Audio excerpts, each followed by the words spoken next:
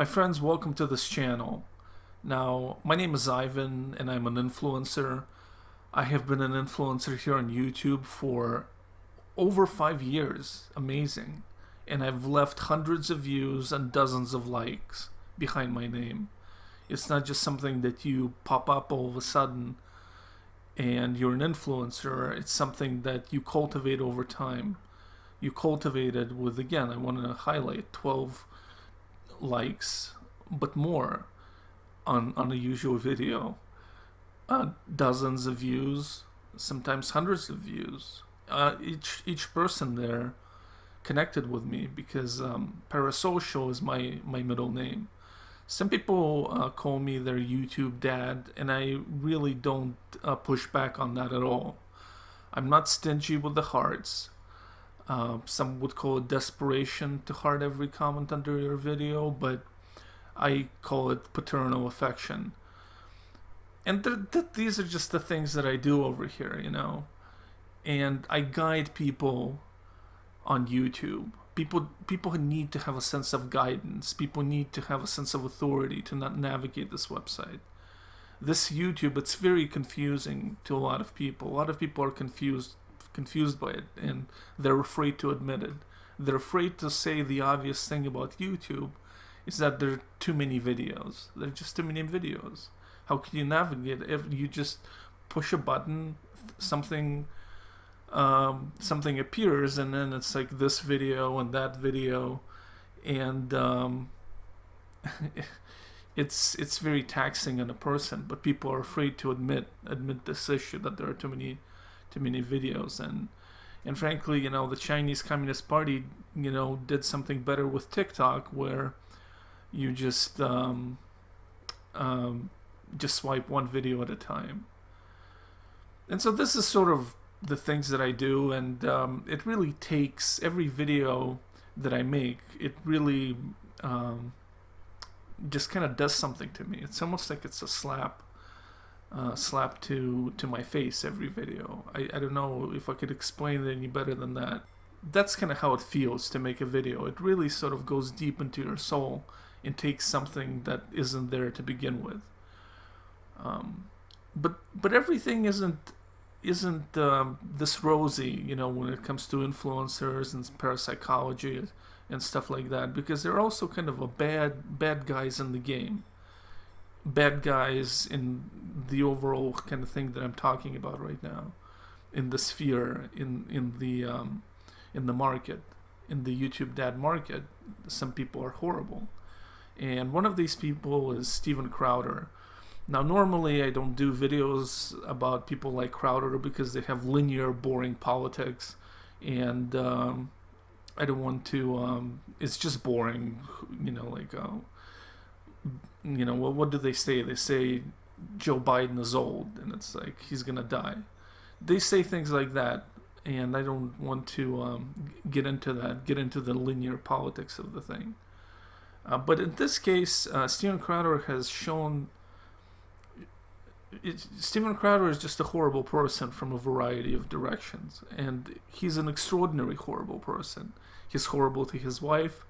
He puts like his dick and balls on the shoulder of his employees. He's just an overall douchebag. He's just an asshole. And the enormity of it made me make this video. So maybe you'll like it. In any case, well, thank you for watching, my friends. What else can I say? Thank you for watching. Right-wing commentator Steven Crowder, who seems to be as toxic as he is publicly in private, with people like his wife, with people like his pregnant wife. Disturbing video was obtained by journalist Yashar Ali, and it reveals that the commentator Steven Crowder is berating his wife. I drew a boundary. No, you just did it. I drew a boundary in abusive and cruel. You were not taking the car. Because if you refuse to do wifely things, then I will go pick up the groceries. There's no groceries. I would have steaks. Wood pellets, my grill. I know it's not a reasonable request, but I'll go do it. How about you first? Hillary, how do you respect the man? Yes. How do you man? How do you man receive love like that? Respect. No. How does a man make it? No, you're not taking the car. Steven, You're not taking the car. Steven, You are not then taking I will ask someone to pick me up. Would you like me to ask? Oh, that's right. It's not a threat, Steven. Get an Uber. Okay, Steven, I can't. You want to walk out right now? Listen to me. I can't go to the gym. I can't go to my parents. I can't call my friends. I can't be home. You're going to take the car and leave me here. Hillary, just think of how boxed in you've made me. What do you need me to pick up? I'll get it. I'll be back when I'm back. No, that doesn't work either. You'll be back when you're back. That doesn't work either. We really have to pause here and contemplate the profound trauma that Stephen is experiencing. You know, imagine the crazy feminist idea that he has to rub off against each and every day when his wife wants to leave the house without his permission. It's just unbelievable, the things that he puts out there. Here's Stephen sitting in his patio with his socks on, puffing on something, electric device or maybe a cigar, and trying to resurrect traditional values. Yeah, you know, poor Stephen, fighting the battle for all of us. The only way out of this is discipline and respect. It's the only way out of it, or we're at an impasse. We are at an impasse. Good. Because you can't have any discipline or respect. Steven. Yeah, there you go. You throw your hand, you give up so easily. I don't give up, Steven. Hillary, Steven? you give up so easily. I just said the only way out of this is discipline and respect. You said, then we're at an impasse. Steven, no, we are at an impasse, okay? I love you, but Steven, your beast is sick. Your beast Watch it. is sick. Watch it. Watch it. I'm gonna let go. I'll get what you need me to get. And I need some space. We need to just stop engaging for a little bit, okay? I love you. I love you very much. I don't love you. That's the big problem.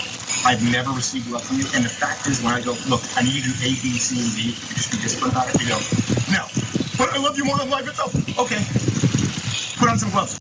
Discipline and respect is the foundation for a BDSM session.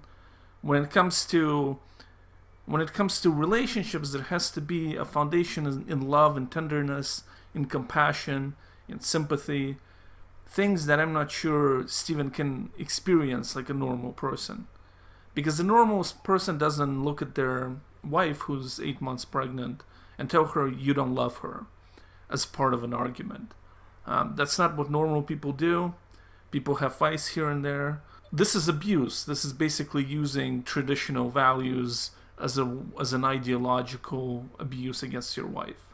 Overall, I think that relationships should not be about ideologies. If it so happens that a lady stays at home and does things that are connected to the home, and then the gentleman works, and this is actually economically feasible, which it isn't for many people. You know, if that works for people, it's because they are in a loving union where things aren't based around rigid ideologies. You don't need to have ideology in relationships, I don't think, for them to be successful. But these are my thoughts. I'm a hermit without a honey, so you can disregard my thoughts about this. I just have to say something, I guess, outside of just saying Steven Crowder is an asshole, even though that basically succinctly sums up the situation. Hillary, you're right, right in that. Become someone, listen to me, day in and day out, worthy of a wife, no, not as a wife. I didn't say as a wife. Hillary, come on now. I'm not gonna engage. I'm not gonna engage anymore. I'm gonna go. I'll get text me what you need. I'll get you what you need. I love you. I'm committed to you.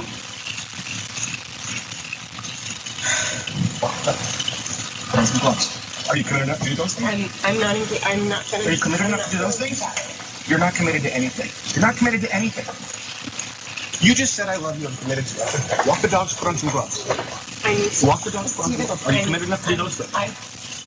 Okay, so some piece of context there is that he says put on gloves, and this is because he was asking her to give medicine to the dogs, and she was asking him to do that task because she's afraid the dog medicine might be toxic to her as a pregnant person. It might be poisonous. Turns out the entire relationship is poisonous. What I'm confused by is why giving medicine to the dogs is supposed to be a wifely duty. I guess it has to do with caring, maybe, or maybe it should be a masculine task. I promise any woman who will be in a relationship with me, if it comes to giving medicine to dogs, that I will step up. I just feel that I should do something like that as a man. Put on my gloves and give that medicine to the dogs, whether they want it or not. This is a manly duty, a masculine duty, a duty of the masculine class, is what that is. Shoving ruthlessly dog medicine down their throat, or however you do it. Well, anyway, look at Crowder over here. What a douchebag. Maybe this is all a big liberal conspiracy against a guy who's just wants to have a traditional marriage. What about the way he treats his employees? How do his foundational, traditional Christian values manifest themselves if you worked for him? Well, one way they would manifest is if he put his dick and balls on your shoulder when you were asleep. That is something that Crowder used to do. So let's sleep into this, my friends. Let's explore more of this person. More former employees of Steven Crowder's have decided to come forward to talk about how difficult it was to work for him, how abusive he is as an employer. In this case, the New York Post spoke to several of Crowder's former employees. None of them wanted to be on the record with their names. They're worried about retaliation. Some of them also signed non-disclosure agreements. The Post also writes that they spoke to 10 former employees who claim Crowder ran an abusive company where he often screamed at his employees, including his own father, exposed his genitals, by the way, that allegedly happened a lot, sent out directives to arbitrarily fire people, and made underlings wash his dirty laundry. I was thinking, listening to this, of what does this remind me of? This kind of behavior, this kind of shenanigans with the genitals and so on, and washing the dirty laundry. And it reminded me of prison. That's what it reminded of, where instead of having employees, you have bitches, and you sexually put yourself above them by literally putting your genitals on them. Like, this isn't conservative values, is it? Is this what we're aiming for? Having bitches instead of subordinates? Have we lost all humanity? What's going on over here? So a former staffer recalled driving back from Illinois in a van after a college show in March of 2018 when former producer Jared Monroe, whom Crowder dubbed "Not Gay Jared," was targeted. Jared was asleep in the last row. Steven was in the front and he was joking about what he was going to do, the staffer recalled. He climbed over and dropped his junk on top of Jared's shoulder. Okay. When asked about those allegations, by the way, Monroe told the Post, no comment. He didn't deny it, he said no comment. When you get a no comment, that means he definitely did it. And he apparently did this, exposing his genitalia to Jared several times. Gee, I wonder why he picked Jared, the guy that he thought in his own shtick or whatever, joked around about how he might be gay. So he's like several times, he's like, please, please, will you take it? Please, please, please, please, please, please. So you see how this whole thing reminds me of a prison? It's like instead of there being a team, there's a rigid hierarchy with Steven on top, and Not Gay Jared was shown his position, his low position in the hierarchy through this. These are the types of hierarchies that decent people do not head. These are the types of things where you get off on humiliation, you get off on the pain of others. And that's who Steven Crowder is. And when it comes to Not Gay Jared, the hierarchy followed him even after he left Louder with Crowder. Even after his separation, they're still haunting him and preventing him from working in the media. 5 years after he left that horror show, Steven Crowder is still going after him. Enough is enough. This can't go on any longer, and as the famous saying goes, sunlight is the best disinfectant. So, here we go. Monroe says he basically says that the situation at work was so terrible that he decided to resign while his wife was pregnant. That's how bad it was. He says that he knew he couldn't stay with the company, but Crowder didn't make it easy for him to leave either. Monroe alleged that he was bullied into signing an aggressive separation agreement after a drawn-out legal fight in which Crowder's lawyers argued he should be blocked from working in media anywhere in the world for 2 years, have his personal Twitter account seized, and turn over all his personal production equipment that he paid for himself. Monroe explains that he eventually gave in to Crowder's demands because not doing so would rack up more legal fees. He claims he eventually accepted a deal with Crowder that paid him no money and enforced a non-compete and non-disparagement clause. But it didn't end there. So you see the kind of controlling, shady bullshit that Steven Crowder has. Poor Jared wants to get away. He wants to see the other side of the rainbow. He wants it, but this bastard Steven Crowder, basically haunts him to this day. It's been 5 years, from what I understand, since Jared worked for Crowder, and still, all these 5 years later, Steven Crowder uses expensive lawyers to make the life of his former co-worker miserable. We're all human beings, but sometimes you have to, instead of focusing on the wifely duties and the husband duties, why not focus on the duty of being a good human being who doesn't introduce pain into the lives of others, right? Let's not add any pain in the world, my friends. All right, it's midnight now. I finished filming the video. Now I'm going to be editing it tomorrow. Thank you so much for watching. Be well.